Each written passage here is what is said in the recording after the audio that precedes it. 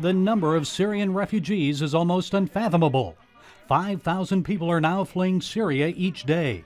Their numbers have grown from 250,000 a year ago to more than 2 million today.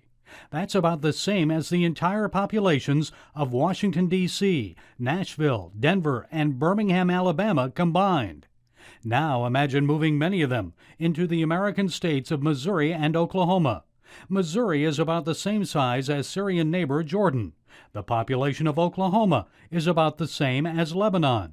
The resources of those two states, like the countries of Jordan and Lebanon, would be stressed to the max. Kristalina Georgieva is European Union Commissioner for International Cooperation. Imagine also what this sudden movement of a city-sized population means in terms of the increased pressure on resources such as education, health, security for the countries hosting the refugees. And Syrian refugee numbers would likely grow in the event of possible American missile strikes against the Assad regime.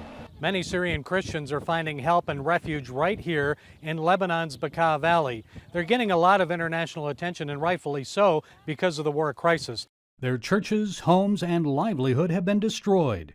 Many Christians like Nicholas George have lost family members. He owned a small grocery store in Syria, but fled to Lebanon because the war caused his business to fail.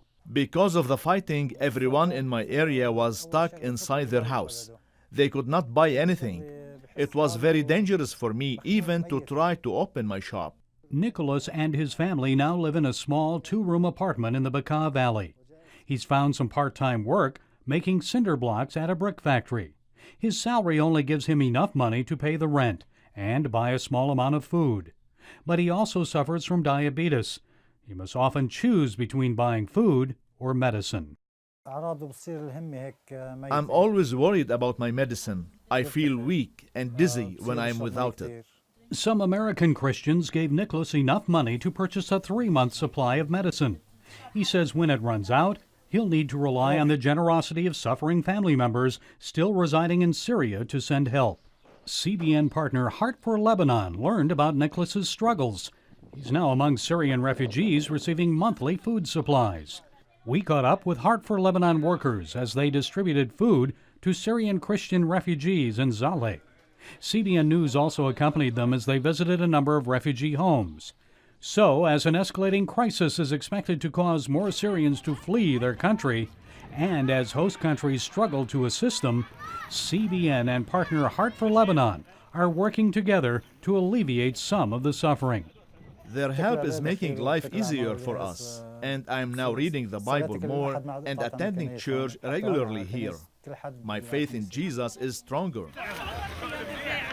Partners sharing the love of Christ with those who don't know him, and bringing help and encouragement to strengthen the faith of those who do. Gary Lane, CBN News, Zaleh, Lebanon.